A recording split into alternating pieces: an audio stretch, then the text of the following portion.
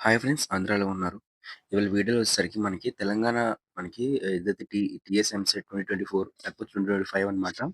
So, TS EAMCET 2025లోని మనకి cut of అనేది చాలా భారీగా తగ్గబోతుందండి. సో, కట్ ఆఫ్ అనేది మనం గతంతో పోల్చుకున్నట్లయితే మనకి చాలా వరకు కూడా ఇంక్రీజ్ అయితే అవుతుందనమాట. సో, అంటే కట్ ఆఫ్ అనేది ముందుగా చూసుకున్నట్లయితే అంటే ఎలా అనుకున్నట్లయితే ఒక 3,000 ఒక 6,000కి ఒక 7,000కి ఒక స్టూడెంట్‌కి ర్యాంక్ వచ్చి సీట్ వచ్చిందనుకుందాం. అదే ర్యాంక్ అనేది మళ్ళీ మనకి ఒక 10,000కో, ఒక 12,000కో మనకైతే వస్తుందనమాట. అంటే సేమ్ కాలేజ్‌లో, సేమ్ బ్రాంచ్‌లోని సేమ్ సీట్ అనేది 2024లో మనకి ఒక 6,000కి, 7,000కి వస్తే, అదే మనకి 2025లోని 10,000కి, 12,000కి అయితే మనకి ఆ సీట్ అయితే ఇచ్చేస్తారనమాట. అంటే ప్రతి స్టూడెంట్‌కి కూడా మనకి సీట్ అయితే వచ్చే అవకాశం అయితే ఉంటుంది.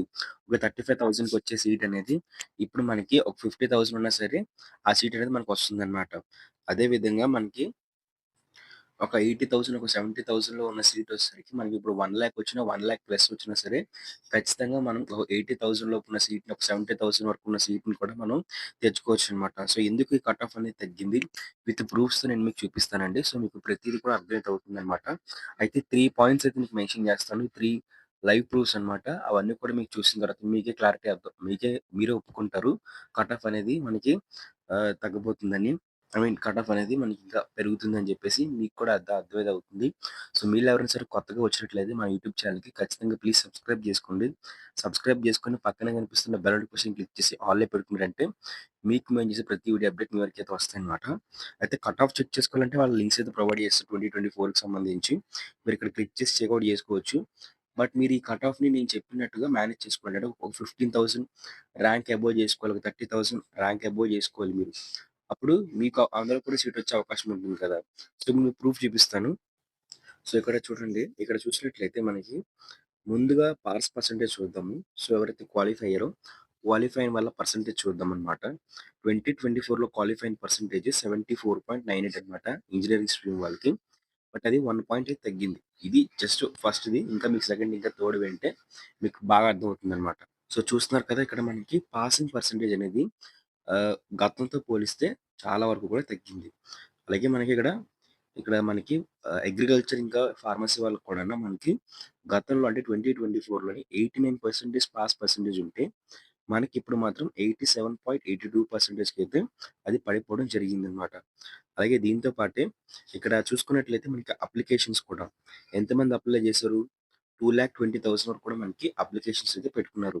కానీ పరీక్ష రాసిందెవరు? 2,07,000 వరకు మాత్రమే రాసారు. అలా క్వాలిఫై అయిందెవరు?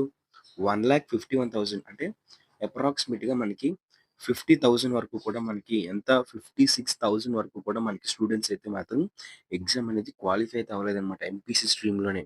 అలాగే బైపీసీ స్ట్రీమ్‌లో కూడా మనకి అప్రాక్స్‌గా మనకి ఓకే. 10,000 వరకు కూడా మనకి స్టూడెంట్స్ అనేది రాయలేదన్నమాట. సో, అందుకే మనకి కట్ ఆఫ్ కూడా తగ్గింది. సో, మీకు అర్థమైంది కదా! ఫస్ట్ వచ్చేసరికి చాలా మంది స్టూడెంట్స్ అంటే బైపీసీ, ఎంపీసీ కలుపుకొని 60,000 స్టూడెంట్స్ వరకు కూడా మనకి ఫెయిల్ అయితే 66,000 వరకు కూడా మనకి స్టూడెంట్స్ అనేవాళ్ళు ఎగ్జామ్ రాసినా సరే ఫెయిల్ అయ్యారు కాబట్టి, ఆ సీట్స్ అన్నీ కూడా ఉన్న వాళ్ళైతే తీసుకుంటారు కాబట్టి, సో, ప్రతి ఒక్కరికి కూడా సీట్ వచ్చే అవకాశం అనేది చాలా వరకు పెరుగుతుందన్నమాట. అలాగే ఇంకా ఈ ఆర్టికల్ కూడా చూడండి ఒకసారి. ఈ ఆర్టికల్ ఇంకా క్లారిటీగా అయితే మనకు ప్రొవైడ్ చేశారనమాట.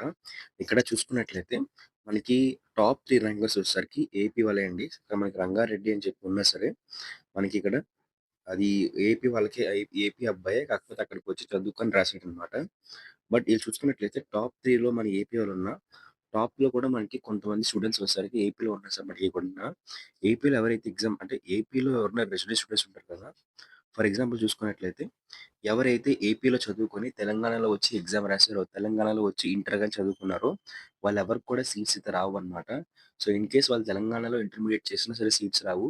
అలాగే వాళ్ళు ఏపీ నుంచి ఎగ్జామ్ రాసి క్వాలిఫై అయిన టాప్ ర్యాంకర్‌లయినా సరే టాప్ 10,000లో వచ్చినా సరే వాళ్ళకైతే ర్యాంక్స్ అనేవైతే గవర్నమెంట్ అయితే ఇవ్వట్లేదన్నమాట. క్వాలిఫై అయినోళ్ళలో కూడాను మనకి. మరి క్వాలిఫై అంటే ఇక్కడ చూసినట్లయితే ఈ 25,000 వరకు కూడాను ఈ క్వాలిఫై అయిన 25,000 మంది కూడాను సో వీళ్ళకైతే సీట్స్ అయితే ప్రొవైడ్ చేయడం లేదు. మనకి గతంలో చూసుకున్నట్లయితే 85% సీట్స్ అనేవి తెలంగాణ వాళ్ళకైతే ఇచ్చేవారు. అలాగే మనకి 15% సీట్స్ అనేవి ఏపీ వాళ్ళకైతే ప్రొవైడ్ చేసేవారనమాట. సో, ఓన్లీ ఏపీ వాళ్ళకి మాత్రం రిజర్వ్డ్ అయితే అయ్యి ఉండేవి. సో, ఇది ఏపీ వాళ్ళకే ప్రొవైడ్ చేస్తున్నారు. ఎట్లా తెలంగాణ వాళ్ళకి ఎవరికి కూడా ప్రొవైడ్ చేయరనమాట. ఇన్ కేస్ ఏపీ వాళ్ళకి సీట్లు రాకపోతే, ఏపీ ఆ కాలేజీలో పెట్టుకోకపోతే, అప్పుడు ఆ 15% సీట్స్ అనేవి తెలంగాణ స్టూడెంట్స్‌కి అయితే ఇస్తారనమాట. ప్రతి కాలేజు కూడా ఈ ప్యాటర్నే ఫాలో అయ్యేది కౌన్సెలింగ్‌లో వచ్చేసరికి. బట్ ఇప్పుడేం జరిగిందంటే తెలంగాణ గవర్నమెంట్ అఫీషియల్‌గా అనౌన్స్ చేసింది ఏంటి అనుకున్నట్లయితే 100% ఆఫ్ సీట్స్ అన్నీ కూడా తెలంగాణలో కూడా రెసిడెంట్ అయ్యున్న వాళ్ళకి, తెలంగాణ లోకల్ వాళ్ళకి ప్రొవైడ్ చేయండి అని చెప్పేసి వచ్చిందనమాట. సో, మనకి 25,000 కూడా మళ్ళీ మనకి ఎలిమినేట్ అయితే అయిపోయారనమాట. మీకు అర్థమవుతుంది కదా! అలాగే ఇక్కడ ఈ ఆర్టికల్ చూసుకున్నట్లయితే మనకి ఇంటర్మీడియేట్‌లో కూడా అడ్వాన్స్ సప్లిమెంటరీ ఫలితాల తర్వాతే మనకి రెండవ విడత ప్రవేశాలని చెప్పేసి చెప్పారనమాట. అంటే ఎవరైతే అడ్వాన్స్ సప్లిమెంటరీ ఎగ్జామినేషన్ రాస్తున్నారో వాళ్ళొచ్చేసరికి ఈఏపీ సెట్ ఫస్ట్ ఫేజ్ కౌన్సెలింగ్‌లో అయితే పార్టిసిపేట్ చేయలేరనమాట. సో, అప్పుడు మనకి ఈఏపీ సెట్ ఫస్ట్ ఫేజ్ కౌన్సెలింగ్‌లో అయితే మనకి టీఎస్ ఎంసెట్ ఫస్ట్ ఫేజ్ కౌన్సెలింగ్‌లో మనకి కట్ ఆఫ్ అనేది చాలా పెరుగుతుంది. సో, ప్రతి ఒక్కరికి కూడా ఫస్ట్ ఫేజ్ కౌన్సెలింగ్‌లో ఎవరైతే పెట్టుకుంటారో వాళ్ళకి సీట్‌లయితే వస్తాయన్నమాట. సో, ఫస్ట్ ఫేజ్ అనే కాదండి. మీరు లాస్ట్ ఫేజ్ వరకు కూడా మీరు అప్లై చేసుకున్నా సరే మీకు సీట్స్ అయితే ప్రొవైడ్ చేస్తారన్నమాట. సో, ప్రతి ఒక్కరు కూడా వెంటనే మీ కట్ ఆఫ్ బేస్ చేసుకొని మీరైతే ర్యాంక్స్ చెక్ చేసుకోవచ్చు. సో, ఈ విధంగా చూసుకున్నట్లయితే కట్ ఆఫ్ అనేది భారీగా తగ్గబోతుంది. మరి కౌన్సెలింగ్ సంబంధించి షెడ్యూల్ అయితే మనకి త్వరలో రిలీజ్ అయితే కాబోతుందండి. మనం ఎక్స్‌పెక్టెడ్ డేట్స్ వచ్చేసరికి మనకి ఆల్రెడీ వీడియో చేసి పెట్టాము. సో, ఏ రోజు మనకి ఫార్మసీ కౌన్సెలింగ్ స్టార్ట్ అవ్వబోతుంది.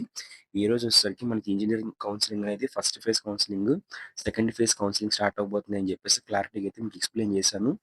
దాంతో పాటే ఆల్రెడీ నేను మీకు డాక్యుమెంట్స్ ఏమేమి కావాలి, కౌన్సెలింగ్ సంబంధించి డాక్యుమెంట్స్ ఏం కావాలి, అవి ఎప్పటికల్లా ఎప్పటివయ్యి ఉండాలంటే మనకి క్యాస్ట్ సర్టిఫికేట్ ఏ ఇయర్‌దయ్యి ఉండాలి, ఇన్‌కమ్ సర్టిఫికేట్ ఏ ఇయర్‌దయ్యి ఉండాలి, ఈడబ్ల్యూఎస్ సర్టిఫికేట్ ఏ ఇయర్‌దయ్యి ఉండాలని చెప్పేసి మీకు క్లారిటీగా ఎక్స్‌ప్లెయిన్ చేసి పెట్టాననమాట.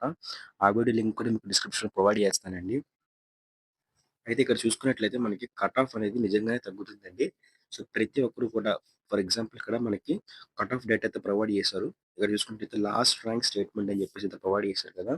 ఇక్కడ క్లిక్ చేస్తే నాకు ఫైల్ అయితే ఓపెన్ అవుతుందన్నమాట. నేను ఓపెన్ చేస్తున్నాను. ఇక్కడ ఇలా చూసుకోండి కట్ ఆఫ్ డేటా అయితే వాళ్ళు ప్రొవైడ్ చేశారు. ప్రతి కాలేజ్‌లో కూడా ఓకే. ఫర్ ఎగ్జాంపుల్ ఇలా ప్రతి కాలేజ్‌లో కూడా ప్రతి సీట్‌లో కూడా సో, మనకి ప్రతి క్యాస్ట్ వాళ్ళకి క్యాస్ట్ వాళ్ళకి ఏ కట్ ఆఫ్ చెక్ అవుతుందని చెప్పేసి క్లారిటీగా అయితే మెన్షన్ చేసి పెట్టారన్నమాట. సో, మీకు ఈ విధంగా అయితే మీకు ఈజీగా అయితే అర్థమైతే అవుతుంది. సో, ఒకసారి చెకౌట్ చేసుకోండండి. అయితే మనకి ఈ ర్యాంక్‌లు అయితే మీరు కంపేర్ చేసుకోవద్దు. నేను చెప్పినట్టు మీరు కంపేర్ చేసుకోండి. ఓకే. ఒక 6,000 ఒక 7,000 వస్తే అంటే ఈ ర్యాంక్‌లో మీకు 6,000, 7,000 ఉంటే మీకు ఈ సంవత్సరం వచ్చేసరికి 10,000 నుంచి 12,000 మధ్యలో ర్యాంక్ ఉన్నా సరే మీకు సీట్ అయితే వస్తుంది. ఓకేనా? అలాగే ఇక్కడ మనకి 35,000 ఉందనుకుందాం. 35,000 ర్యాంక్ ఉంటే ఈ సంవత్సరం మనకి 50,000 వరకు కూడా వాళ్ళకి సీట్‌లయితే వస్తాయన్నమాట. అలాగే మనకి ఒక 70,000 మనకి లేకపోతే ఒక 80,000 ఉన్న వాళ్ళకి ఓకే. 80,000 ఉన్న వాళ్ళకి ఈసారి 1,00,000 ఉన్నా సరే సీట్ అయితే వస్తుంది. ఓకే. సో, ఈ విధంగా మీరు కంపేర్ చేసుకుంటే మీకు ఈజీగా ఇది అర్థమైతే అవుతుందన్నమాట.